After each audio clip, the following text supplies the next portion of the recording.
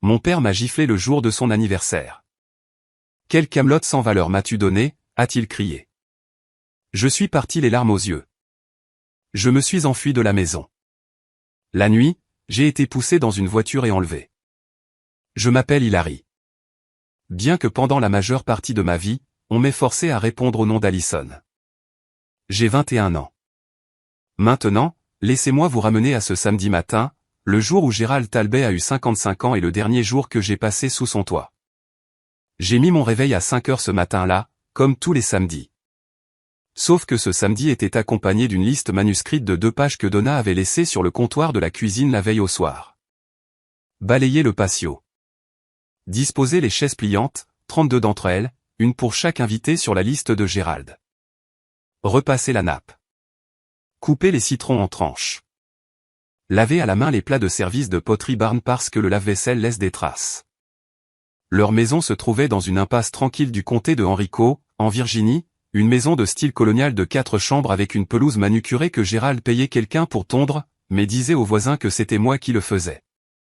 À l'intérieur, la table de la salle à manger était en chêne massif, pouvant accueillir 12 personnes, polies chaque semaine par mes soins. Sur le comptoir, 2 caisses de Cabernet de la Napa Valley et un gâteau à 3 étages d'une pâtisserie qui facturait plus cher pour le fondant que ce que je gagnais en une semaine. Ma chambre était en bas, pas le sous-sol aménagé, mais le placard de rangement à côté du chauffe-eau. Pas de fenêtre. Un matelas, une place que Gérald avait récupérée d'un tas d'ordures sur le trottoir quand j'avais 9 ans. Une couverture en laine qui sentait le carton humide, peu importe combien de fois je la lavais. La chambre de Megan était à l'étage. Lit queen size, écran plat, un miroir de coiffeuse entouré de ses ampoules hollywoodiennes. Elle avait 23 ans et vivait toujours à la maison. Sa carte de crédit était toujours liée au compte de Gérald. Elle n'avait toujours pas appris à faire bouillir un œuf parce que c'était mon rôle. J'avais passé 3 mois à économiser pour le cadeau de Gérald, un portefeuille en cuir, du vrai cuir, d'un grand magasin du centre-ville. 84 $, ce qui ne semble pas beaucoup, sauf si vous gagnez 11 $ de l'heure à récurer des plaques de cuisson dans un restaurant appelé Rosie's of Route 1. Je l'ai emballé dans du papier craft parce que je ne pouvais pas me permettre un sac cadeau. Je ne savais pas, debout dans cette cuisine à 5 heures du matin avec de la farine sur les mains, que ce portefeuille serait la dernière chose que je donnerais jamais à cet homme. Gérald est descendu à 10 heures. Polo Ralph Lauren, celui avec le grand logo de poney, bleu ciel, pantalon kaki aux plis vifs comme des lames de couteau, une eau de Cologne si épaisse qu'elle m'atteignait avant lui. Il a arpenté le patio comme un général inspectant ses troupes, a déplacé un bouquet de ballons de 15 cm vers la gauche, a fixé les tranches de citron que j'avais disposées sur la carafe d'eau et a dit sans me regarder, elles sont inégales. Recommence. Donna est apparue à midi, brushing impeccable, clous d'oreilles en perles, une robe en lin d'Anne Taylor qu'elle avait commandée en ligne et m'avait fait repasser à la vapeur. Elle a inspecté la cuisine, a passé un doigt sur le comptoir et a chuchoté quelque chose à Gérald que je n'étais pas censé entendre, mais que j'ai entendu. Elle ne t'a acheté qu'un truc bon marché. Prépare-toi. Megan est arrivée la dernière, bien sûr. Nouvelle robe, nouvelle mèche, nouveau talon claquant sur le sol que j'avais ciré à 6 heures du matin.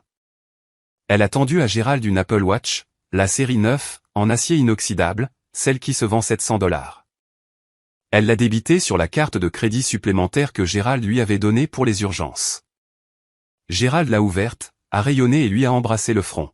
« Voilà ma fille », a-t-il dit aux premiers invités qui franchissaient la porte. Il avait son bras autour de Megan. Elle sait toujours ce que son vieux père aime. Il ne m'a pas regardé. Il ne le faisait jamais quand d'autres personnes regardaient. J'étais la fille qui portait les plateaux, remplissait les verres, essuyait les ronds de condensation sur la table basse avant qu'ils ne puissent marquer le bois. Quand l'une des invitées, une femme du bureau de Gérald, a demandé à Donna, « Allison ne devrait-elle pas s'asseoir et manger avec nous ?» Donna a souri comme elle souriait toujours, chaleureuse comme une porte fermée, et a dit, « Oh, elle aime aider. » C'est sa façon de montrer sa gratitude. Vous savez comment c'est avec les enfants adoptés. J'ai continué à porter des plateaux. C'est arrivé pendant l'ouverture des cadeaux. Gérald était assis en bout de table comme sur un trône. 30 invités disposés autour de lui. Voisins, amis de l'église, quelques collègues de l'agence d'assurance qu'il dirigeait. Des flûtes de champagne captant la lumière des guirlandes du patio. Megan, perchée sur l'accoudoir de son fauteuil, filmait avec son iPhone. Donna se tenait derrière lui, une main sur son épaule, rayonnant l'image d'une femme qui avait tout sous contrôle. Je me suis avancé avec le paquet en papier craft. J'avais écrit sur le devant, de ma plus belle écriture, joyeux anniversaire, Allison. Gérald l'a pris, l'a soupesé dans sa main. Je me souviens avoir pensé qu'il pourrait réellement sourire. Il souriait parfois quand personne ne pouvait l'accuser de devenir tendre. Mais ensuite, il a déchiré le papier, a sorti le portefeuille, l'a ouvert, l'a refermé et l'a brandi comme une pièce à conviction. Quelle camelote sans valeur tu m'as donné? Sa voix a tranché le brouhaha. La conversation s'est arrêtée. Les fourchettes se sont figées en l'air. Quelqu'un a posé un verre avec trop de précaution. J'ai commencé à expliquer. J'ai économisé pendant 3 mois. 3 mois et c'est tout ce que tu as trouvé. Il s'est levé. La chaise a raclé la dalle de pierre. Même le chien a de meilleures friandises. Et puis il m'a frappé. La paume ouverte, en plein sur le côté gauche de mon visage. Le son a été sec et mat, le genre de son qui n'a pas d'écho parce qu'il n'en a pas besoin. Ma tête a été projetée sur le côté. Une flûte de champagne est tombée de la table et s'est brisée sur le sol du patio. Et pendant une seconde, c'était le seul son au monde. Personne n'a bougé. Donna a baissé les yeux sur son assiette. Un homme du bureau de Gérald a étudié sa serviette. Megan s'est mordu la lèvre et a continué de filmer. Une personne s'est levée. Ruth Kesley, la voisine, 70 ans et 1,50 m, Gérald, s'était déplacé. Reste en dehors des affaires de ma famille. Ruth s'est rassise, mais elle n'a pas détourné le regard de moi, et je ne l'ai jamais oublié. Je suis resté là, avec un goût de cuivre sur la langue et un portefeuille par terre entre nous, et j'ai pensé, cette gifle sera la meilleure preuve dont les avocats auront besoin. Je ne comprenais pas encore cette pensée. Je ne la comprendrais que des heures plus tard, mais quelque chose en moi avait déjà commencé à compter. Je ne suis pas retourné à la fête. Je suis allé dans le placard de rangement, j'ai décroché le sac à dos Jean Sport du clou sur le mur, bleu marine délavé, effiloché à la fermeture éclair, la seule chose qui m'avait suivi depuis le lycée, et j'ai emballé ce que j'ai pu. 2 chemises, un jean sans trou, une brosse à dents, un chargeur de téléphone, l'enveloppe que j'avais trouvée au fond d'une boîte que Gérald avait jetée au printemps dernier, celle avec un logo de l'État que je ne comprenais pas encore, et, sortie d'une boîte à chaussures sous mon matelas. 340 $ en espèces, principalement des billets de 1 et 5 $, l'argent des pourboires de Rosies que j'avais caché parce que Gérald vérifiait mon compte en banque. 340 $, un sac à dos, une Ekimos qui virait déjà au violet sur ma pommette.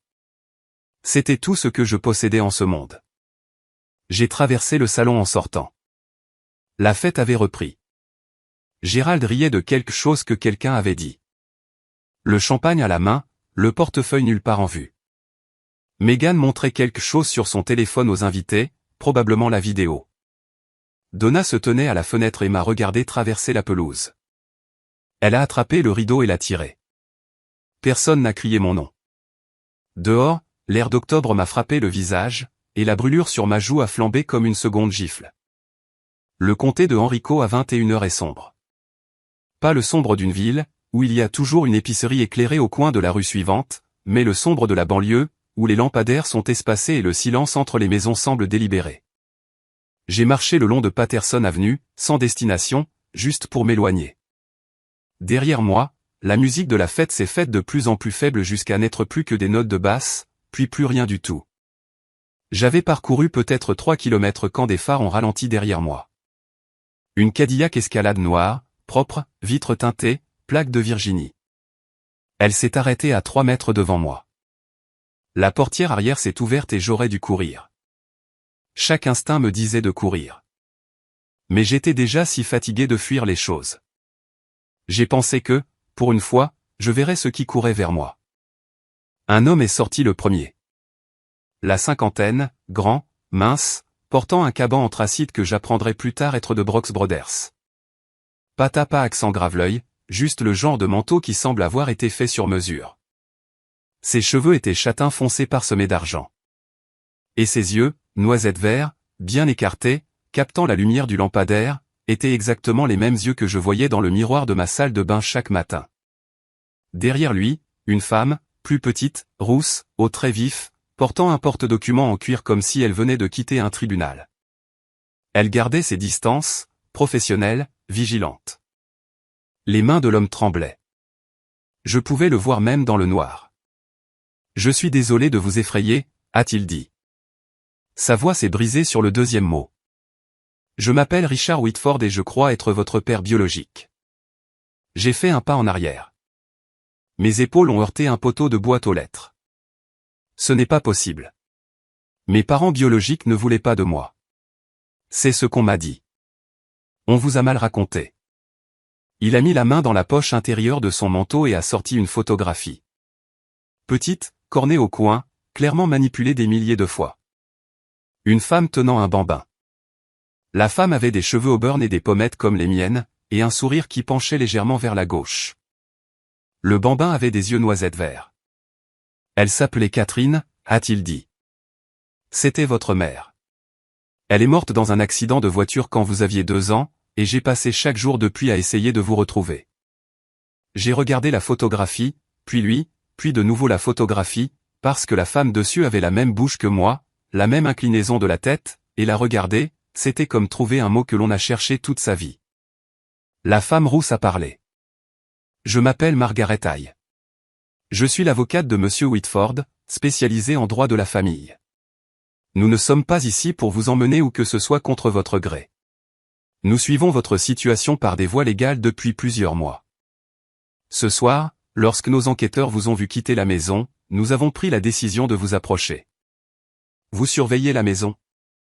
Margaret a hoché la tête. La fête d'anniversaire, de nombreux invités. C'était l'occasion la plus sûre de confirmer votre identité visuellement. Elle a fait une pause. Nous vous avons aussi vu courir. J'ai touché ma joue sans réfléchir. L'ecchymose pulsait sous mes doigts. Richard Whitford a regardé la marque sur mon visage et quelque chose s'est brisé tout doucement derrière ses yeux. Nous nous sommes assis à l'arrière de l'escalade. Richard d'un côté, moi de l'autre, Margaret sur le siège passager avant avec son porte-documents ouvert. Le moteur tournait, le chauffage était bas. C'était la première fois que j'avais chaud de la nuit. Richard m'a raconté l'histoire comme un homme qui l'avait répété pendant 18 ans et n'était toujours pas prêt. Catherine est morte sur LI 64 en direction de l'Est, un mardi matin de mars. Un camion de livraison a traversé le terre-plein central. Elle a été tuée sur le coup. Richard était sur le siège passager. Bassin fracturé, poumon affaissé. 4 mois à l'hôpital. Hilary, moi, était à la maison avec une voisine. Pendant que j'étais aux soins intensifs, a-t-il dit, les services de protection de l'enfance vous ont placé en famille d'accueil d'urgence. Procédure standard quand il n'y a pas de parents disponibles.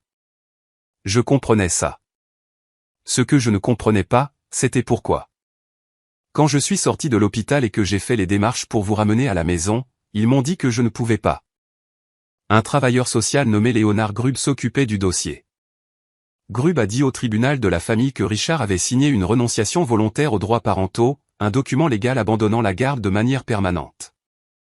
Grubb a présenté au tribunal un formulaire signé. Le juge a approuvé l'adoption. Je n'ai jamais rien signé, a dit Richard. J'étais sous ventilateur. Je ne pouvais pas tenir un stylo, encore moins lire un document légal. Mais le tribunal avait un bout de papier avec mon nom dessus, et ça a suffi. Le temps que Richard engage un avocat et conteste la décision, il était trop tard. L'adoption avait été finalisée. Le dossier était scellé. Sa fille avait un nouveau nom, une nouvelle famille, une nouvelle vie quelque part en Virginie qu'il n'avait pas le droit de connaître. Alors j'ai engagé des enquêteurs, a-t-il dit. Année après année, j'ai dépensé. Peu importe ce que j'ai dépensé, j'aurais tout dépensé. Sa voix n'a pas vacillé quand il a parlé d'argent. Elle a vacillé quand il a dit le mot « tout ». Léonard Grubb, ai-je dit. Combien l'ont-ils payé? Richard a regardé Margaret. Margaret a fermé son porte-documents et a dit, c'est ce que nous avons l'intention de prouver au tribunal. Le SUV était toujours garé sur Patterson Avenue, les feux de détresse clignotant en ambre dans l'obscurité. J'étais assise avec mon sac à dos sur les genoux, agrippant les bretelles comme une enfant le premier jour d'école, et je leur ai parlé de l'enveloppe. Au printemps dernier, Gérald avait décidé que Megan avait besoin d'un studio de yoga dans la maison. Cela signifiait vider le placard de rangement, ma chambre, et déménager mes affaires dans un coin encore plus petit près de la chaudière. Il a jeté la plupart de mes affaires dans un sac poubelle et l'a mis sur le trottoir. J'ai fouillé le sac avant le passage du camion poubelle parce que c'est ce que l'on apprend à faire quand rien de ce que l'on possède n'est en sécurité. On vérifie et on sauve ce que l'on peut. Au fond d'une boîte en carton endommagée par l'eau, sous de vieux bulletins scolaires et un sac Ziploc de vêtements de bébé, j'ai trouvé une enveloppe en papier craft, d'apparence officielle. L'adresse de l'expéditeur portait un sceau et les mots « Département des services sociaux de Virginie ». À l'intérieur se trouvait un seul document, partiellement expurgé, avec l'entête, titre 4 aide à l'adoption, résumé des versements mensuels, et en haut, tapé dans une police gouvernementale simple, Alison G. Talbot. Je ne savais pas ce qu'était le titre 4. Je ne savais pas ce que signifiait un résumé des versements.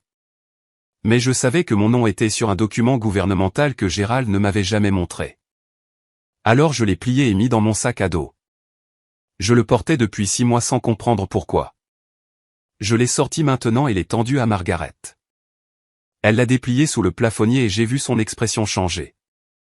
Pas de façon spectaculaire, mais comme le visage d'un joueur de poker change quand la dernière carte est retournée. C'est le dossier de la subvention d'adoption, a-t-elle dit. L'État de Virginie a versé à Gérald et Donna Talbot environ $810 par mois pour vos soins et votre entretien pendant 18 ans. Elle m'a regardé. Cela représente environ $175 000. Quelle part de cette somme avez-vous jamais vue? J'ai pensé au matelas du trottoir, à la couverture qui sentait le carton, au placard sans fenêtre. Rien, ai-je dit. Richard a tourné son visage vers la fenêtre, et dans le reflet de la vitre, je pouvais le voir serrer la mâchoire si fort que le muscle tressaillait. Toutes ces années, ai-je dit à moitié pour moi-même, il m'a appelé un fardeau. Mais je n'étais pas un fardeau. J'étais un chèque.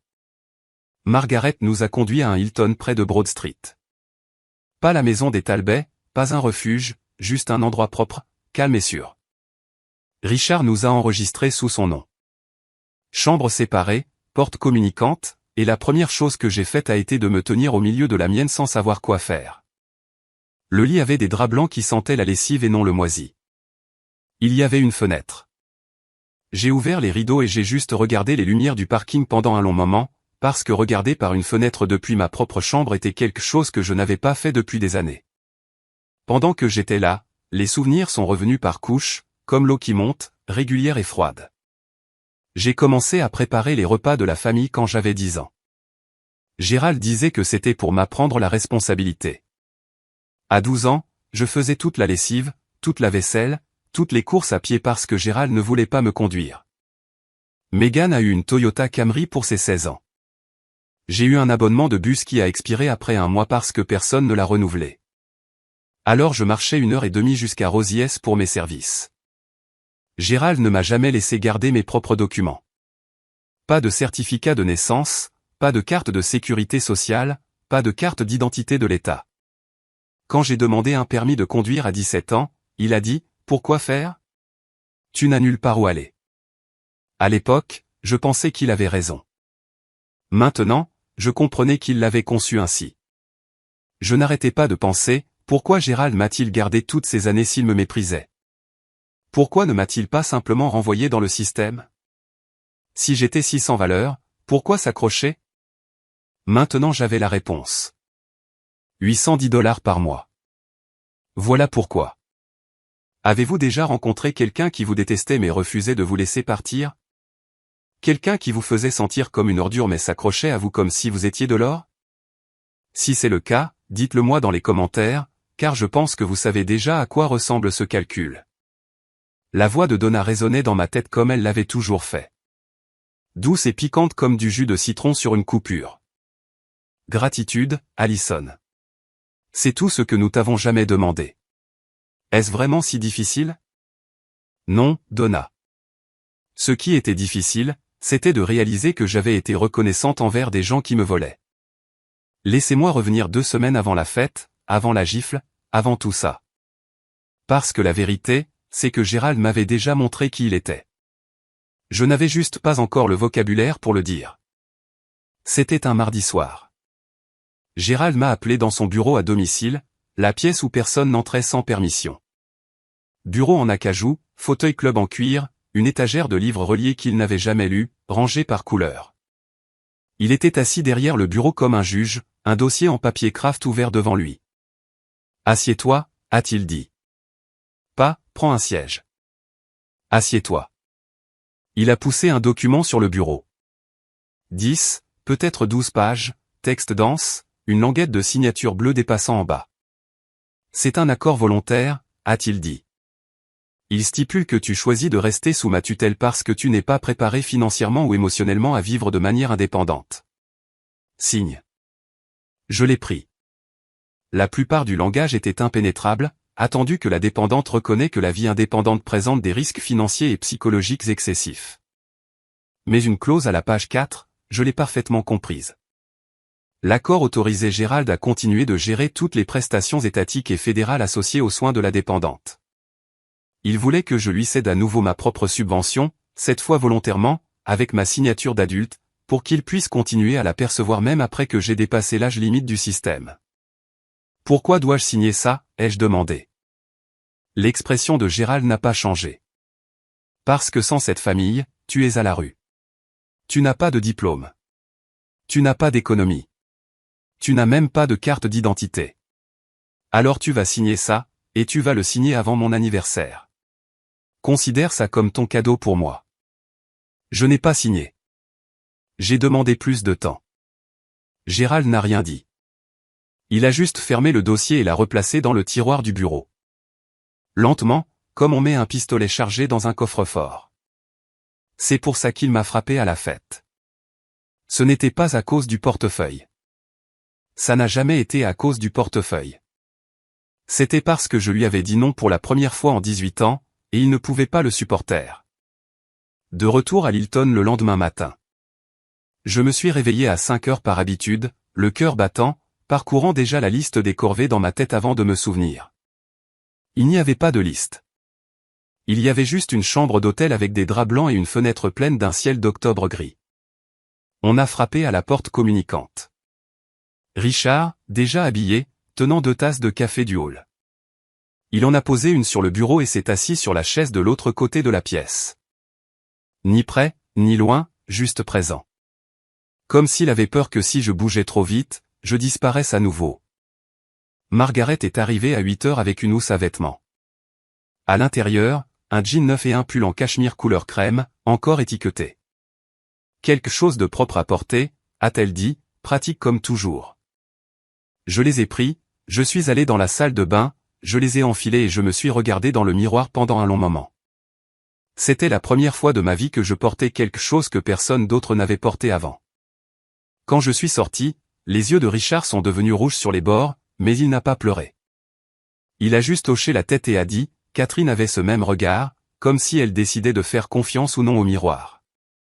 Je me suis assise sur le bord du lit et j'ai dit ce que je pensais depuis la veille. J'ai besoin d'une preuve.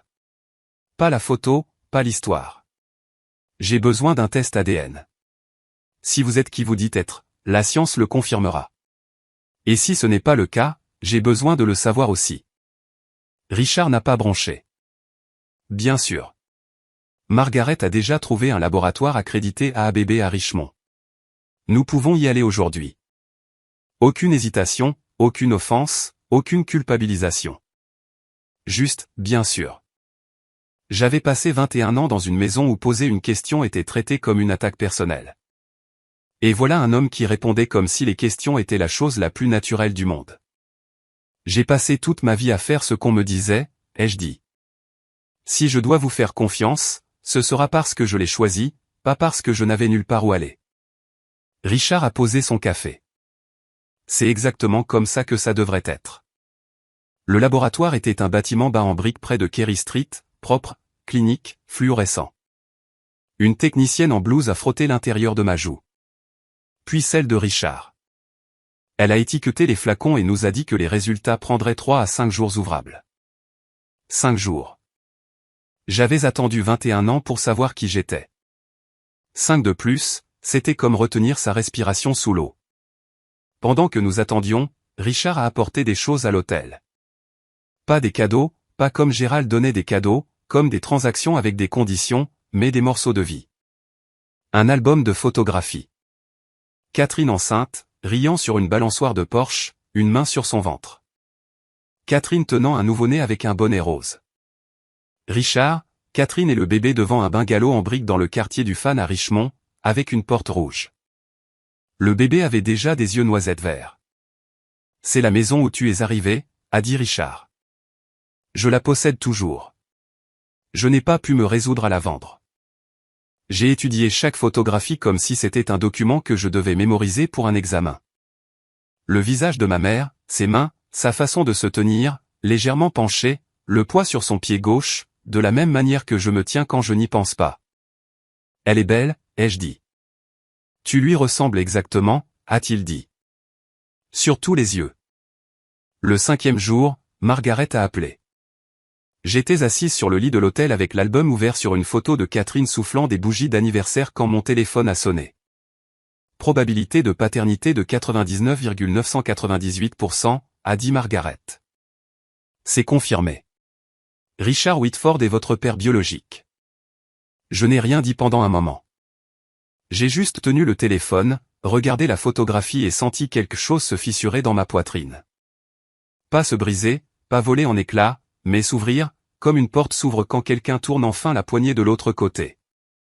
99,998%. Un nombre. Mais pour moi, c'était la première preuve en 21 ans que je n'étais pas un accident dont personne ne voulait. La voix de Margaret est revenue sur la ligne, stable et précise. Maintenant, nous en avons assez. La prochaine étape est le tribunal de la famille. Voici ce que j'ai appris plus tard. Des dossiers du tribunal, du témoignage de Ruth Kesley, des SMS que Donna finirait par remettre à Margaret. Le lendemain matin de la fête, Gérald a appelé la police du comté de Henrico et a signalé ma disparition. Pas parce qu'il était inquiet, mais parce qu'il était calculateur. L'officier qui a répondu a vérifié mes informations et a dit à Gérald ce qu'il ne voulait pas entendre. J'avais 21 ans, une adulte légale. Si j'étais parti volontairement, il n'y avait pas de cas de personne disparue à ouvrir. Elle n'est pas partie volontairement, a dit Gérald à l'officier. Elle est mentalement inapte. Elle peut à peine fonctionner sans supervision. L'officier a demandé si Gérald avait des documents pour le prouver, un diagnostic, une ordonnance de tutelle, quoi que ce soit de légal. Gérald n'en avait pas, parce que je n'étais pas mentalement inapte. J'étais juste contrôlé. Cette nuit-là, selon les SMS de Donna, ce qu'elle remettrait plus tard comme preuve. Gérald a fait les 100 pas dans le salon pendant 3 heures. Donna était assise sur le canapé et tapait ce qu'il dictait. Gérald, si cette fille parle à quelqu'un, aux services sociaux, à un avocat, à n'importe qui, on est foutu. Trouve le dossier d'adoption. Tout. Les originaux. Donna, tu as dit qu'elle ne savait rien. Gérald, elle ne sait rien. Mais si quelqu'un lui montre où chercher. Il savait. Il avait toujours su. La signature falsifiée, le travailleur social soudoyé, la subvention qu'il percevait depuis 18 ans pour une enfant qu'il traitait comme une employée. Gérald portait tout ça dans sa tête comme certains hommes portent une dette. Constamment conscient, gérant constamment, sans jamais considérer que toute la structure pourrait s'effondrer. Gérald n'avait pas peur de me perdre. Il avait peur de ce que je découvrirais une fois libre. Il ne savait pas que l'homme dont il aurait dû avoir peur, l'homme qui avait passé 18 ans et les honoraires d'un détective privé à chercher sa fille, était assis dans un Hilton à 20 minutes de là, en train d'assembler un dossier de 8 cm d'épaisseur. Margaret a étalé les documents sur le bureau de l'hôtel comme un chirurgien disposant ses instruments. C'était la 2e fois que je voyais les preuves, mais cette fois, elles avaient du mordant. Regardez ça, a-t-elle dit, en glissant une photocopie vers moi. C'était la renonciation volontaire aux droits parentaux, datée d'octobre 2005. En bas, une signature, Richard R. Whitford. Nette, délibérée, légèrement penchée vers l'avant. Puis elle a placé une 2e feuille à côté, un rapport certifié d'un expert en écriture et documents, le docteur et la marche, qui avait comparé la signature sur le formulaire de renonciation à 12 exemples connus de l'écriture de Richard, déclaration d'impôt, demande de prêt hypothécaire. Contrats commerciaux sur 20 ans. La pression du stylo est incohérente, a dit Margaret en montrant du doigt. La formation des lettres dans le nom de famille ne correspond à aucun des exemples. La conclusion du docteur Marsh, et je cite, est que « la signature a été produite par une main autre que celle de Richard à Whitford avec un haut degré de certitude. » Elle a laissé cela s'installer. Puis elle a sorti un troisième document du dossier, un relevé bancaire, un compte courant personnel appartenant à Leonard Grubb, le travailleur social qui avait traité mon cas. Le 14 octobre 2005, 6 jours avant la finalisation de l'adoption, un dépôt de $5 000 est apparu. La source, un virement du compte personnel de Gerald R. Talbot. Pas par l'Église, a dit Margaret. Pas par une œuvre de charité. De compte à compte. Une semaine avant l'approbation de l'adoption. J'ai fixé les chiffres. $5 000. C'est ce que toute mon identité avait coûté. Mon nom, mon père, mon enfance. Échangé contre le prix d'une voiture d'occasion. Richard était assis de l'autre côté de la pièce, les bras croisés, la mâchoire serrée. Il avait déjà vu ces documents, mais me voir les voir, c'était autre chose. Je le savais à sa façon de respirer, courte et prudente, comme un homme essayant de ne pas casser quelque chose en le tenant trop fort. Alors l'adoption peut être annulée, ai-je demandé. Margaret a fermé le dossier. Selon la loi de Virginie, une adoption obtenue par fraude, y compris un consentement falsifié, peut être déclarée nulle. Oui, elle peut être annulée. 2 jours avant la date du tribunal, une lettre est arrivée à la réception de Lilton, adressée à moi, Alison Talbot, pas Hilary Whitford, parce que Gerald refusait toujours de croire que j'avais un autre nom. À l'intérieur, une seule page sur papier en tête de l'agence d'assurance de Gerald, manuscrite, et une photographie. Moi à 3 ans, assise sur les genoux de Gerald dans le salon de la maison de l'impasse, portant une robe rose dont je ne me souviens pas. Il souriait. Je souriais. On aurait dit une famille. La lettre disait, Alison, je ne sais pas qui est cet homme ni ce qu'il t'a dit, mais il n'est pas ton père. C'est un étranger qui exploite une jeune femme confuse. Nous sommes ta famille. Nous avons été ta famille pendant 18 ans. Rentre à la maison. Nous pouvons arranger ça. Je te pardonne d'être parti. Papa.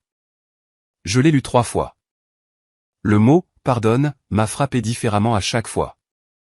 D'abord comme une porte qui s'ouvre, puis comme une serrure qui se ferme, puis comme une main qui me saisit le poignet. Il me pardonnait d'être parti après m'avoir frappé. Je me suis assise sur le bord du lit de l'hôtel et j'ai senti la pièce tanguer. 18 ans de conditionnement ne s'arrête pas parce qu'un test ADN dit 99,998%. Quelque part en moi, une voix que je portais depuis l'enfance murmurait, « Et si Gerald avait raison? Et si tout ça n'était qu'un piège? Et si Richard voulait juste quelque chose de toi, lui aussi ?» J'ai regardé Richard, qui lisait sur la chaise près de la fenêtre, et j'ai dit, « Comment savoir que vous n'êtes pas comme lui? Comment savoir que vous n'allez pas juste m'utiliser pour autre chose ?» Il a posé le livre. Il n'avait pas l'air blessé. Il avait l'air d'un homme qui comprenait exactement pourquoi je posais la question. « Vous ne le savez pas ?» a-t-il dit. « Pas encore. Et je ne vais pas essayer de vous convaincre avec des mots. Parce que les mots ne coûtent rien. L'ADN ne ment pas. Les documents ne mentent pas. Et le tribunal décidera de ce qui est vrai. Tout ce que je demande, c'est que vous laissiez les preuves parler. » Il a repris son livre et s'est remis à lire. Et ça, le fait de ne pas insister, de me laisser de l'espace, c'est ce qui m'a le plus effrayé, parce que c'était si différent de tout ce que je connaissais. Cette nuit-là, je n'ai pas pu dormir. Alors j'ai fait ce que je faisais toujours quand le monde n'avait plus de sens. J'ai regardé les preuves. J'ai pris l'enveloppe du titre 4 de mon sac à dos et je l'ai posée sur le bureau à côté de la lettre de Gerald. 2 documents. Un de l'État de Virginie confirmant que Gerald recevait $810 par mois pour s'occuper de moi. Un de Gerald prétendant qu'il était ma famille. Si Gerald m'aimait, pourquoi dormais-je dans un placard de rangement? Si Gerald m'aimait, pourquoi n'avais-je pas de certificat de naissance, de carte de sécurité sociale, pas une seule pièce d'identité à mon nom? Si Gerald m'aimait, pourquoi la prolongation de tutelle qu'il avait essayé de me faire signer était-elle conçue pour maintenir le flux de la subvention, et non pour me protéger? La réponse était dans les chiffres. Elle avait toujours été dans les chiffres. Gerald ne m'aimait pas. Gerald me facturait. J'ai appelé Margaret à 23 heures. Elle a décroché à la deuxième sonnerie, ce qui m'a dit qu'elle s'attendait à cet appel. Je vais au tribunal, ai-je dit. Pas parce que je fais confiance à Richard. Pas entièrement, pas encore. Mais parce que je mérite de connaître la vérité. J'ai mérité ça. C'est tout ce dont nous avons besoin, a-t-elle dit. Le lendemain après-midi, Derek Simons est venu à l'hôtel. La quarantaine, mâchoire carrée, sérieux, un travailleur social du département des services sociaux de Virginie, chargé d'examiner la requête de Richard. Il m'a posé des questions sur mes conditions de vie en grandissant. Je lui ai parlé du placard, des corvées, des documents manquants, de l'isolement. Il a tout noté dans un petit carnet. Et quand j'ai fini, il n'a pas dit « je suis désolé » ou « ça a dû être dur ». Il a dit « ce que vous décrivez, si c'est corroboré par les dossiers, constitue de la négligence, et la composante financière constitue une exploitation des fonds d'aide à l'adoption. » Puis il m'a regardé et a ajouté plus doucement « il ne s'agit pas seulement du fait que votre adoption soit frauduleuse, mademoiselle Whitford. Il s'agit d'un système qui était censé vous protéger et qui ne l'a pas fait. Je ne choisis pas Richard plutôt que Gérald, me suis-je dit en voyant Derek partir. Je choisis la vérité plutôt que le mensonge dans lequel j'ai vécu. Je n'ai pas assisté directement à cette partie. Elle est apparue plus tard, morceau par morceau, à travers le témoignage de Donna et les SMS qu'elle a remis. Mais je vais la raconter telle qu'elle s'est produite, parce que vous devez comprendre qui Gérald pensait affronter en entrant dans cette salle d'audience. La veille de l'audience, Gérald était assis à la table de la salle à manger, la même table en chêne que j'avais polie chaque semaine pendant 18 ans, et répétait son témoignage avec son avocat. Pas un avocat du calibre de Margaret, un généraliste d'un bureau dans un centre commercial qui facturait à la demi-heure et n'avait jamais traité une affaire de fraude à l'adoption de sa vie. J'ai tous les papiers, a dit Gérald. Signé, scellé, tamponné par le tribunal. Je suis membre de la First Baptist depuis 22 ans. J'entraîne la petite ligue. Tout le monde dans cette communauté sait qui je suis. Donna, assise en face de lui, s'est risquée à une question. Et l'enveloppe de la subvention? Et s'il pose des questions sur l'argent? Gérald n'a pas levé les yeux. Personne n'audite ça. Tout va bien. Megan est passée en allant à la cuisine et a demandé, la voix ennuyée, sans curiosité, la voix de quelqu'un dont le plus gros problème était une connexion Wi-Fi lente, si Allison ne revient pas, je peux transformer sa chambre en dressing. Gérald ne lui a pas répondu non plus. Il rédigeait déjà sa déclaration liminaire dans sa tête, celle où il se tiendrait devant un juge et expliquerait quel homme généreux et craignant Dieu il était d'avoir recueilli une enfant que personne d'autre ne voulait. Il ne savait pas que le juge regarderait un dossier de 8 cm d'épaisseur de signatures falsifiées, de registres de pots de vin et d'un rapport d'expert judiciaire. Il ne savait pas que la fille qu'il avait élevée pour être silencieuse avait enfin trouvé sa voie. Il ne savait pas que l'homme assis de l'autre côté de l'allée serait le père dont quelqu'un avait falsifié le nom 18 ans plus tôt.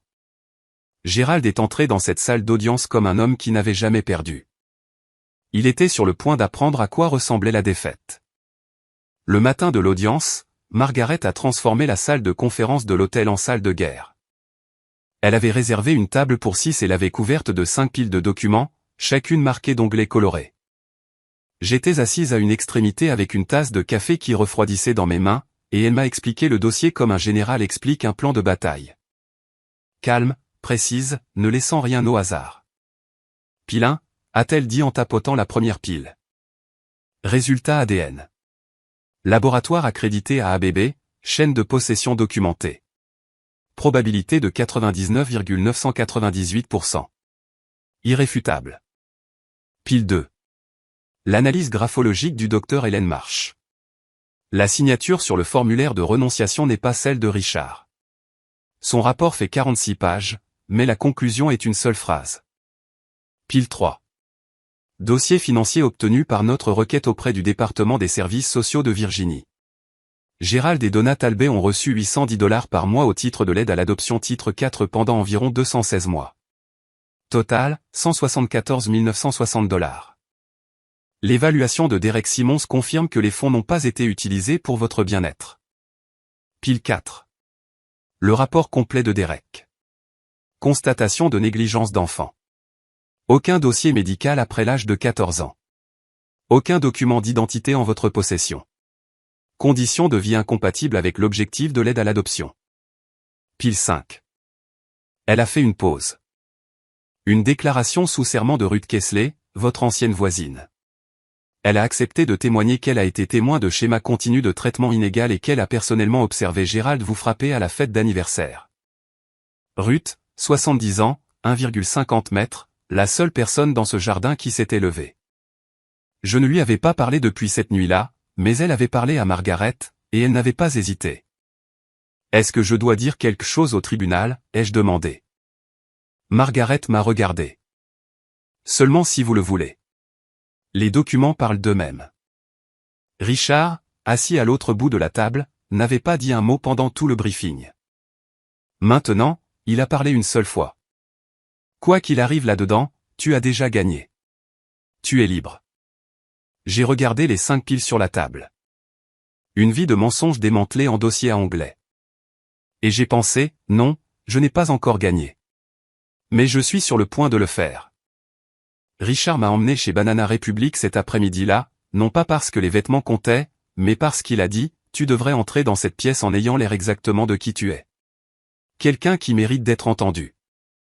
J'ai essayé un blazer marine, un chemisier en soie blanche, un pantalon de ville anthracite, je me suis tenu devant le miroir de la cabine d'essayage et j'ai fixé la personne qui me regardait. Elle avait les épaules droites, les yeux clairs et ressemblait à quelqu'un qui pourrait s'asseoir à une table de conférence, pas y porter des plateaux. Ta mère faisait ça, a dit Richard quand je suis sorti. Il était appuyé contre le mur à l'extérieur des cabines, les mains dans les poches de son manteau. Elle se tenait devant le miroir pendant un long moment, puis elle se souriait. Juste un peu, comme si elle avait réglé quelque chose. Je n'avais pas souri, mais je comprenais ce qu'il voulait dire. Quelque chose était en train de se régler. Sur le chemin du retour, Richard a montré un bungalow en briques dans une rue bordée d'arbres du quartier du Fan. Porte d'entrée rouge, volet blanc, une balançoire de Porsche immobile dans l'air d'octobre. C'est la maison, a-t-il dit. Celle des photos. Je l'ai regardée par la fenêtre, la maison où j'étais né, la maison dont on m'avait enlevé, et je n'ai pas ressenti la douleur à laquelle je m'attendais. J'ai ressenti quelque chose de plus calme, une sorte de reconnaissance qui s'installe dans le corps plutôt que dans l'esprit. Cette nuit-là, la veille de l'audience, je me suis assise sur le lit de l'hôtel et j'ai écrit dans un carnet que j'avais acheté au CVS de l'autre côté de la rue. Pas un discours, pas un plan, juste une ligne pour moi-même. Quoi qu'il arrive demain, je ne retournerai jamais dans ce débarras. Je ne répondrai plus jamais à un nom qui n'est pas le mien. Je ne serai plus jamais reconnaissante d'être utilisée. J'ai dormi 4 heures. J'ai rêvé d'une porte d'entrée rouge qui s'ouvrait. Tribunal de la famille de Richmond, un mardi matin de fin octobre. Le bâtiment était en briques fédérales anciennes, entrée à colonnes, les sols du couloir répercutant chaque pas comme si le bâtiment voulait que vous sachiez qui arrivait. Je suis arrivé à 8h30 avec Richard à ma gauche et Margaret à ma droite. Derek Simons quelques pas derrière, portant une caisse d'archives. Blazer marine, chemisier blanc, cheveux tirés en un chignon bas. Pas de bijoux. Je n'en possédais pas, mais mes mains étaient stables et mon dos était droit. Gérald est arrivé à 8h40. Costume gris, cravate bordeaux, Donna à son bras dans sa robe Anne Taylor, Meghan traînant derrière dans une tenue trop décontractée pour le tribunal. Son avocat portait un seul dossier. Gérald portait son menton à l'angle d'un homme qui croyait que ce n'était qu'une formalité. Puis il nous a vus. Ses yeux se sont posés sur moi d'abord. Ont enregistré le blazer, la posture, l'absence de la fille qui regardait le sol. Puis ils se sont déplacés vers Richard, puis vers Margaret, puis vers la caisse que Derek posait sur la table du plaignant. Le visage de Gérald ne s'est pas décomposé. Il s'est recalibré. J'avais déjà vu ce regard. Le calcul mental rapide d'un homme qui contrôle toutes les variables réalisant soudain qu'il en a manqué une. La main de Donna s'est resserrée sur son bras. Meghan a sorti son téléphone, puis s'est ravisée et l'a rangé. Gérald et moi nous sommes regardés à travers le couloir. Pour la première fois de ma vie, je n'ai pas baissé les yeux. Le greffier a ouvert les portes de la salle d'audience et a appelé l'affaire. Dans l'affaire de l'adoption de la mineure anciennement connue sous le nom de Hilary Whitford, maintenant désignée Alison Grace Talbot. Nous sommes entrés, les deux parties, par la même porte, dans des mondes différents. Margaret se tenait droite comme j'imaginais qu'un scalpel se tiendrait s'il le pouvait. Droite, précise, réfléchissant la lumière. Elle s'est adressée à la juge, l'honorable Patricia Dwyer, sans note. Votre honneur, nous sommes ici aujourd'hui pour présenter des preuves que l'adoption de Hilary Whitford, connue ces 18 dernières années sous le nom d'Alison Grace Talbey, a été obtenue par fraude. Spécifiquement, la falsification du consentement d'un parent biologique à la renonciation aux droits parentaux, facilitée par un paiement financier au travailleur social assigné au cas. Elle a présenté les résultats ADN en premier. L'affidavit sous serment du technicien de laboratoire, la chaîne de possession, le nombre 99,998%. La juge Dwyer a examiné le rapport, a ajusté ses lunettes de lecture et l'a mis de côté avec un petit hochement de tête. Puis Margaret a présenté l'analyse graphologique. Le rapport de 46 pages du docteur est la marche condensée à son dernier paragraphe. Il est de mon opinion professionnelle, avec un degré raisonnable de certitude scientifique, que la signature sur la renonciation volontaire aux droits parentaux datée d'octobre 2005 n'a pas été produite par Richard A. Whitford. L'avocat de Gérald s'est levé. Votre honneur, mon client a un décret d'adoption légalement exécuté, approuvé par ce système judiciaire il y a près de 2 décennies. Le requérant tente de rouvrir un litige réglé sur la base de l'opinion d'un expert engagé. Margaret ne s'est pas retournée. Votre honneur, un décret fondé sur une signature falsifiée n'est pas réglé. Il est dissimulé. Nous sommes ici pour le révéler. J'ai entendu Ruth Kessler bouger dans la galerie derrière moi. Un homme que je ne reconnaissais pas. Plus tard, j'apprendrai qu'il était journaliste judiciaire pour le Richmond Times-Dispatch. Il a écrit quelque chose dans un carnet étroit. 2 femmes de l'église de Gérald étaient assises au 2e rang, leur visage tendu par l'inconfort particulier des gens qui regardent une réputation se défaire en temps réel. La juge Dwyer a regardé l'avocat de Gérald par-dessus ses lunettes. Le tribunal entendra la présentation complète du requérant. Continuez, maître Aye. Margaret est passée au dossier financier, et c'est là que l'atmosphère dans la salle a changé. Elle a projeté le résumé des versements du titre 4 sur l'écran de la salle d'audience. Le même document que j'avais sorti d'un sac poubelle 6 mois plus tôt. Mois par mois, année par année, une colonne de chiffres descendant sur la page comme un registre de mon enfance. Monsieur Talbey, a dit Margaret, le juge avait autorisé l'interrogatoire direct. L'État de Virginie a versé à votre ménage $810 par mois en aide à l'adoption pour les soins de l'enfant placé chez vous pendant environ 18 ans. Cela totalise $174 960. Pouvez-vous dire au tribunal comment ces fonds ont été alloués au bien-être de l'enfant? Gérald s'est redressé sur sa chaise. Tout est allé à la fille. Nous l'avons nourrie, habillée, nous lui avons offert un toit. 18 ans de ça, ce n'est pas donné. Margaret a hoché la tête comme si elle s'attendait à cette réponse, ce qui était le cas. Puis elle a appelé Derek Simmons. Derek s'est approché de la barre en portant son rapport comme un homme portant quelque chose de lourd et d'important. Il avait visité la maison des Talbey. Il avait examiné les dossiers. Il a parlé sans inflexion, ce qui rendait chaque fait plus percutant. L'espace de vie de l'enfant était une zone de stockage convertie adjacente au chauffe-eau de la maison, d'environ 5,5 mètres carrés, sans fenêtre extérieure, sans placard. Le matelas présentait une usure visible et des dommages causés par l'eau compatible avec une récupération sur le trottoir. Je n'ai trouvé aucun dossier médical pour l'enfant après l'âge de 14 ans, aucune visite pédiatrique, aucun dossier dentaire, aucune vaccination après la 4e. L'enfant n'avait aucune pièce d'identité délivrée par l'État, aucune carte de sécurité sociale en sa possession, et aucun accès documenté à son propre dossier d'adoption. Il a regardé la juge. Dans mon évaluation professionnelle, votre honneur, les conditions de vie décrites et observées sont compatibles avec la négligence d'enfant, et non avec l'objectif visé par les fonds d'aide à l'adoption. Donna a commencé à pleurer, doucement d'abord, puis plus fort. Le genre de pleurs théâtraux qui attire les regards. Gérald lui a serré la main et a contracté la mâchoire, projetant l'image d'un mari protégeant une épouse fragile contre des accusations injustes.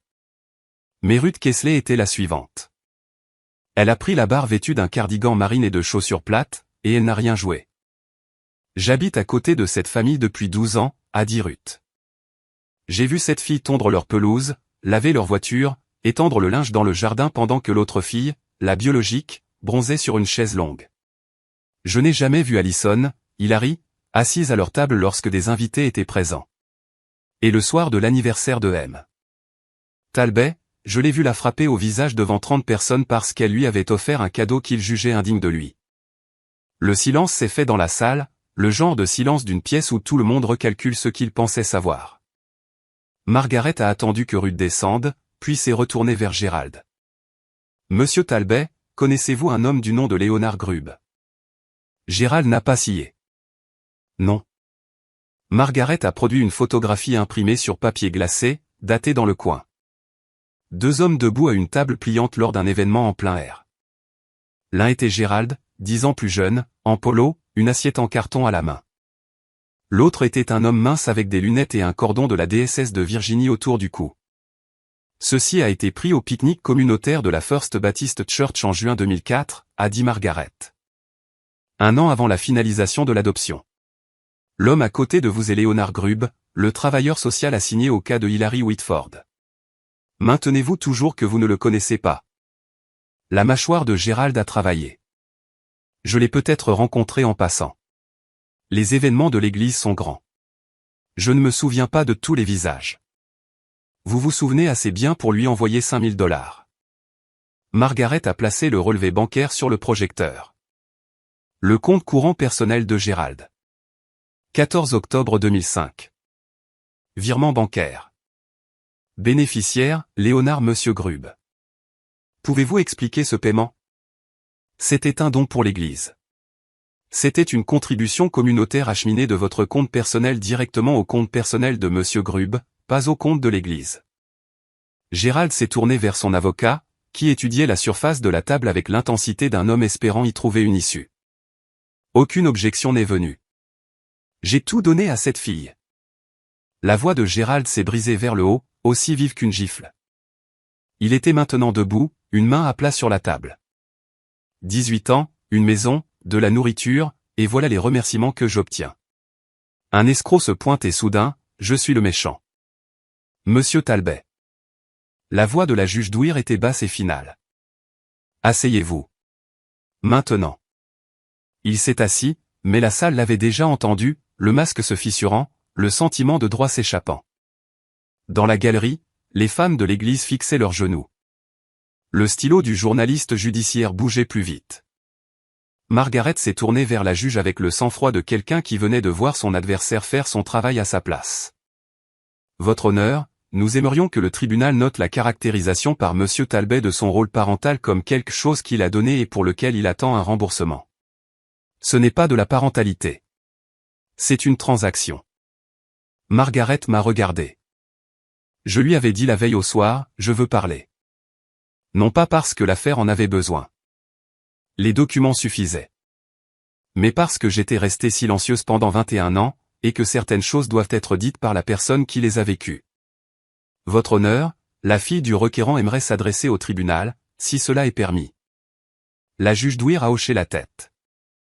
Vous pouvez procéder. Je me suis levé, blazer marine, chemisier blanc, les mains le long du corps. J'ai regardé la juge, pas Gérald, parce que ce n'était pas pour lui. Votre honneur, je ne suis pas ici pour me venger.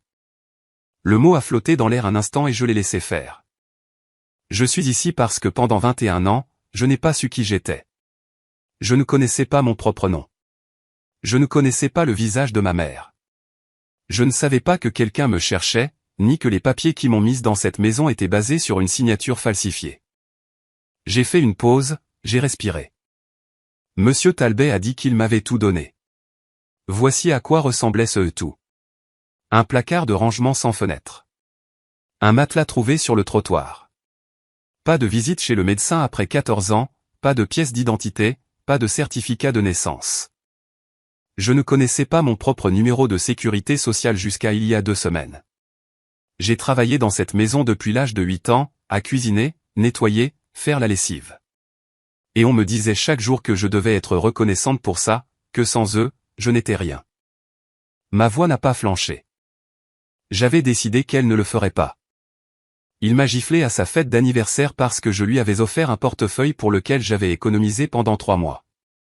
Mais la vérité, c'est qu'il m'a giflé parce que je ne voulais pas signer un papier lui donnant un contrôle continu sur ma vie. C'est ce que j'étais pour lui. Pas une fille, un poste budgétaire. J'ai regardé la juge. Je ne demande pas à ce tribunal de punir Gérald Talbet. Je demande à ce tribunal de dire la vérité, parce que je mérite au moins ça. Chaque enfant dans le système mérite ça. Je me suis assise. La salle était silencieuse. Ruth Kessler pleurait doucement, de vraies larmes. Le journaliste judiciaire avait arrêté d'écrire et me regardait simplement. Richard était assis parfaitement immobile, les mains croisées sur la table, mais je pouvais voir ses jointures blanches. Quand je me suis levé dans cette salle d'audience, je me souviens avoir pensé, pourquoi m'a-t-il fallu 21 ans pour dire quelque chose de si simple? Avez-vous déjà gardé quelque chose en vous si longtemps que lorsque vous le dites enfin à voix haute, vous êtes étonné que ce ne soit que quelques phrases, que tout ce poids puisse tenir en si peu de mots? Si vous savez ce que c'est, dites-le moi dans les commentaires, car je pense que c'est le genre de choses que l'on ne peut pas expliquer à quelqu'un qui ne l'a pas porté. Ce qui s'est passé ensuite, personne ne s'y attendait. Surtout pas Gérald. Donna s'est levée. Pas de la barre des témoins. Elle n'avait pas été appelée. Elle s'est levée du banc des défendeurs, a lissé le devant de sa robe Anne Taylor comme elle lissait tout et a dit d'une voix qui tremblait comme un fil sur le point de se rompre, « Votre honneur, j'ai quelque chose à dire. » Gérald lui a attrapé le poignet. « Donna, assieds-toi. » Elle s'est dégagée. C'était la première fois que je la voyais se dégager de quoi que ce soit. « J'ai signé le chèque, » a dit Donna. Son mascara coulait déjà, mais ce n'étaient pas les pleurs théâtraux de tout à l'heure. C'était différent. Brut, laid, le genre qui ne se soucie pas du public.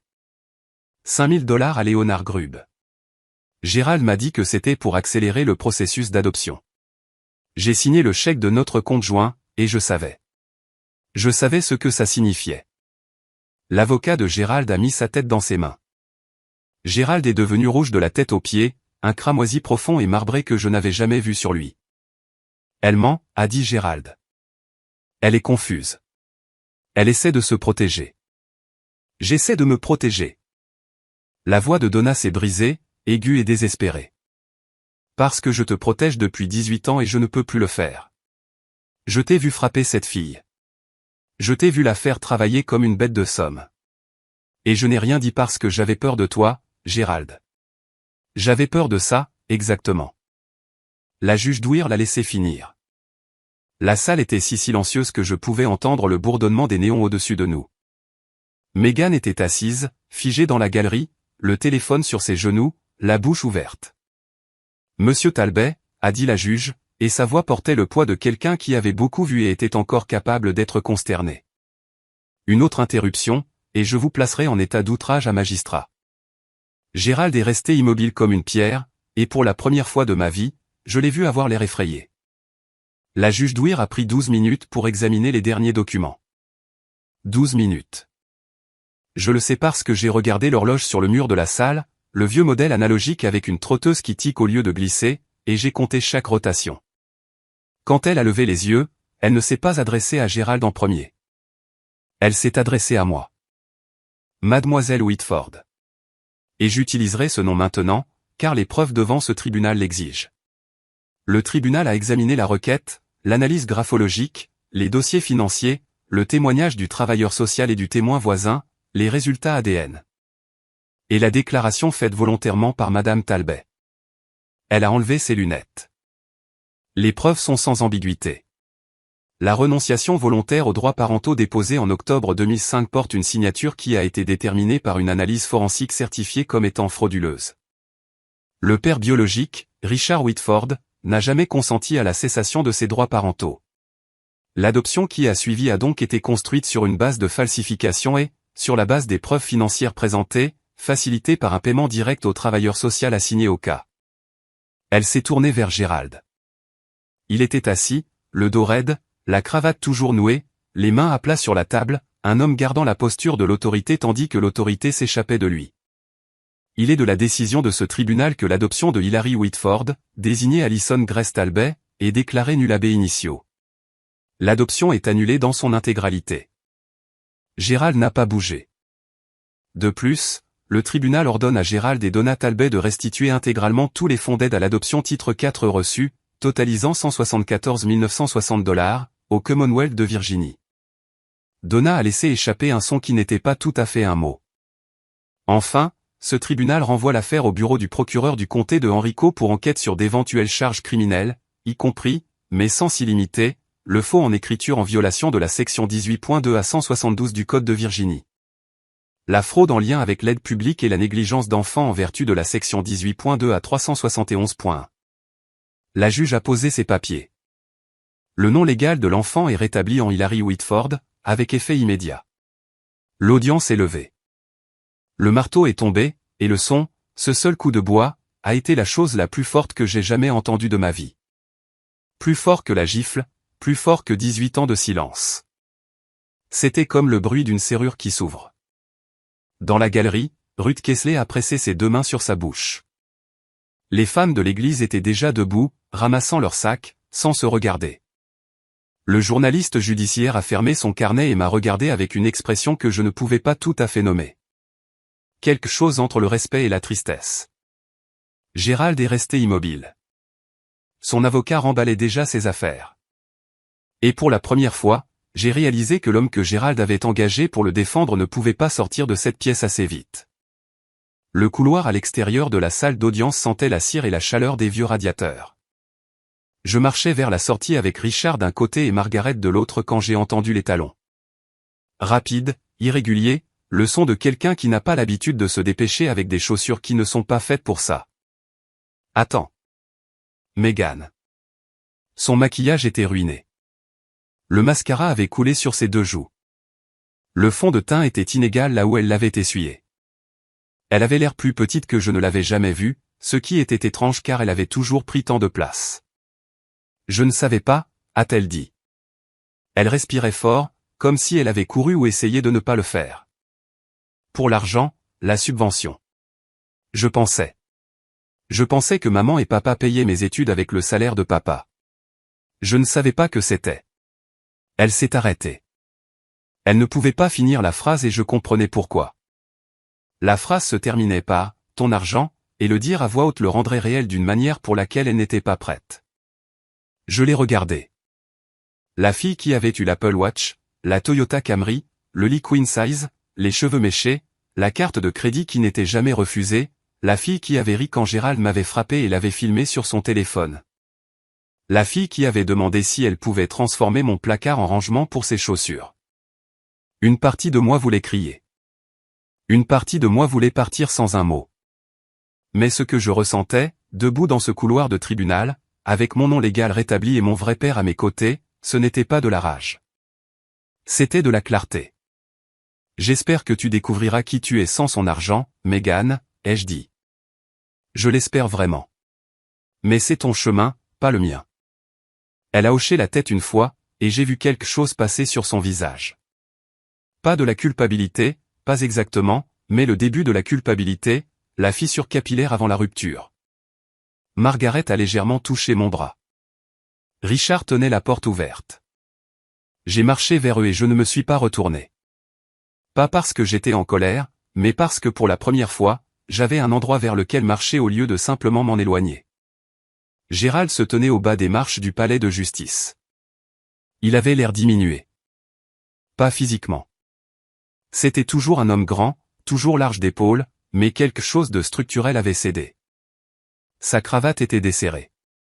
Sa veste de costume était déboutonnée. Donna était assise dans leur buick au bord du trottoir, le front contre le volant, le moteur en marche. J'étais à mi-chemin des marches quand il l'a dit. Le nom qu'il m'avait assigné il y a 21 ans, le nom qu'un juge venait de rayer du registre. Allison. Je me suis arrêté, je me suis retourné. Il m'a regardé comme il l'avait toujours fait, comme si j'étais quelque chose qu'il possédait et dont il ne pouvait pas tout à fait déterminer la valeur. Mais maintenant, il y avait autre chose en dessous. Quelque chose qui aurait pu être de la peur, si Gérald Talbot était le genre d'homme à admettre avoir peur. Après tout ce que j'ai fait pour toi, a-t-il dit, après 18 ans sous mon toit, c'est comme ça que tu me rembourses? Je me tenais sur les marches, dans mon blazer marine, avec la lumière du soleil d'octobre sur mes épaules. Et j'ai ressenti pour la première fois tout le poids de ce qu'il venait de dire. Pas de la colère, de la reconnaissance. Parce que même maintenant, même avec la décision du juge qui résonnait encore dans l'air, même avec un rapport d'expert prouvant qu'il avait falsifié la signature d'un homme pour voler la fille de cet homme, Gérald Talbot croyait qu'on lui devait quelque chose. Je m'appelle Hilary, ai-je dit. Et vous n'avez rien fait pour moi. Vous avez tout fait à moi. Et maintenant, c'est fini. Je me suis retourné et j'ai descendu les dernières marches. Richard attendait près de l'escalade, la porte ouverte. Il n'a rien dit. Il n'en avait pas besoin. Il a juste tenu la porte comme on tient une porte pour quelqu'un qu'on a attendu 18 ans pour lui tenir la porte. Je suis monté, la porte s'est fermée, et la dernière chose que j'ai vue à travers la vitre teintée, c'était Gérald Talbot, debout seul sur les marches du palais de justice, sa veste de costume ouverte, regardant son investissement s'éloigner. 6 mois plus tard. C'est là que j'en suis maintenant. J'habite à Richmond, pas dans la maison du quartier du Fan avec la porte rouge, bien que Richard me l'ait offerte. J'ai un appartement près de Grey Street, un studio avec de hautes fenêtres qui laissent entrer tellement de lumière le matin que je reste parfois là 1 minute avant de commencer ma journée. Les fenêtres étaient la première chose que j'ai cherchée quand j'ai cherché un appartement. J'ai passé 18 ans dans une pièce sans fenêtre. Maintenant, j'ai besoin de voir le ciel quand je me réveille. J'étudie pour mon GED. Je suis également inscrite au programme culinaire du Reynolds Community College, ce qui est ironique, je sais. Gérald m'a fait cuisiner tous les repas pendant 18 ans et maintenant, je le choisis. Mais c'est la différence, n'est-ce pas? Entre quelque chose qui vous est fait et quelque chose que vous décidez de faire. Les ingrédients sont les mêmes. Le sens est complètement différent. Richard et moi dînons tous les dimanches au bungalow. Il n'est pas un grand cuisinier. Sa spécialité est le saumon trop cuit et le pain à l'ail légèrement brûlé, mais il le prépare lui-même. Et il met la table pour 2.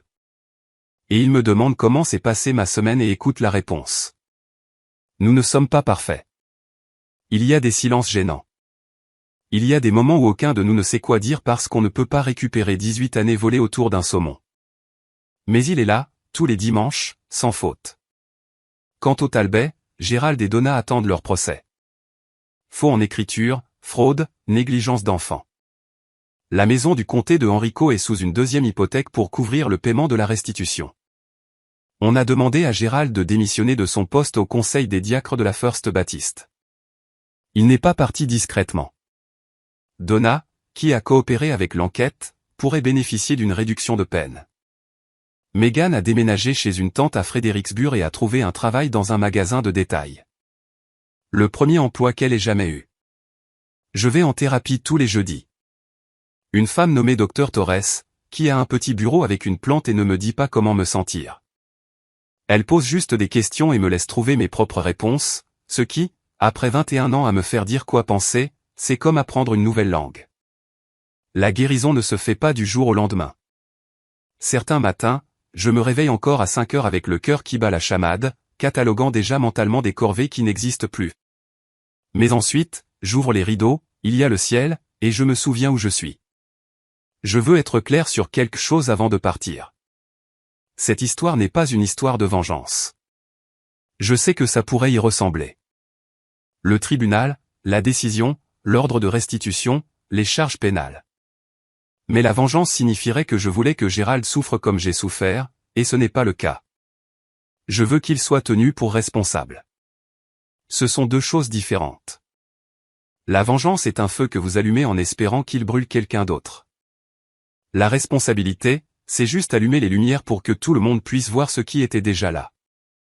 Si vous êtes dans une famille où vous êtes toléré au lieu d'être aimé, où votre présence est subie, pas appréciée, où on vous a appris que la gratitude signifie le silence et que l'obéissance signifie la survie, je veux que vous entendiez ceci, vous n'êtes pas le problème. Vous n'avez jamais été le problème.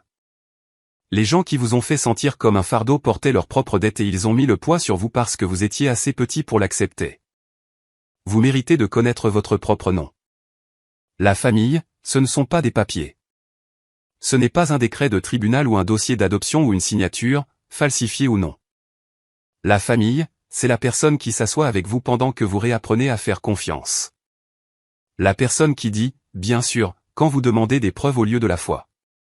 La personne qui tient la porte et ne vous demande pas d'en être reconnaissant. Dimanche dernier, Richard et moi étions assis sur le porche du bungalow dans la rue du Fan District. Celui avec la porte rouge. Il buvait du café. Je lisais. Aucun de nous ne parlait et c'était le silence le plus confortable que j'ai jamais connu. À un moment donné, il a regardé et a dit, « Je suis content que tu sois là. » Et j'ai dit, « Moi aussi. » Je m'appelle Hilary Whitford et pour la première fois de ma vie, je sais exactement qui je suis. Merci d'être resté jusqu'à la fin. Si cette histoire vous a fait ressentir quelque chose, de la colère, du soulagement, de la reconnaissance, ou simplement la compréhension tranquille que vous avez aussi été dans une pièce comme celle-là, écrivez-le dans les commentaires. Je les lis tous.